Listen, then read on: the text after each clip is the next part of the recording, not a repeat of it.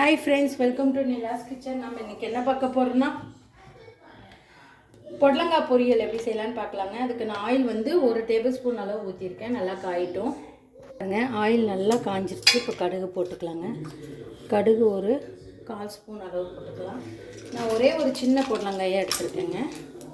இப்போது சின்ன வெங்காயம் ஒரு 5 வெங்காயத்தை பொடியாக கட் பண்ணியிருக்கேன். கடுகு வெடிச்சிருக்கு. இப்போ நான் போட்டுக்கிறேன். கூடவே கருவேப்பிலை கொஞ்சம் போட்டுக்கிறேன்.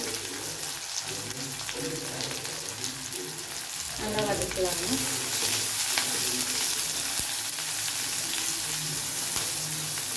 நல்லா வதங்கணும். நமக்கு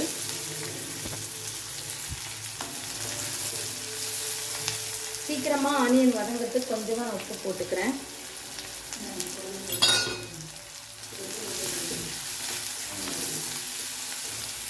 பாருங்கள், நல்லா வதங்கிட்டு இருக்கு. இப்போ வீட்லேயே அரைச்ச குழம்பு தூள் 1/2 ஸ்பூன் போட்டுக்கிறேங்க. வேறு எந்த மசாலாவும் நம்ம ஆட் பண்ணல. ஆயிலே போட்டு வதக்கிட்டு நான் ஒரு காய் எடுத்துருக்கேன் இல்லைங்க, பொடலங்காய், அதை போட்டுக்கிறேன். நல்லா மிக்ஸ் பண்ணிக்கலாம். நல்லா மிக்ஸ் பண்ணிக்கலாம். இந்த பொடலங்காயிலே தண்ணி நல்லா விடுங்க. அதனால் எக்ஸ்ட்ரா தண்ணி நம்ம எதுவுமே ஆட் பண்ண வேணாம். இந்த இதுலேயே நல்லா டீப்பாக ஃப்ரை ஆகணும்.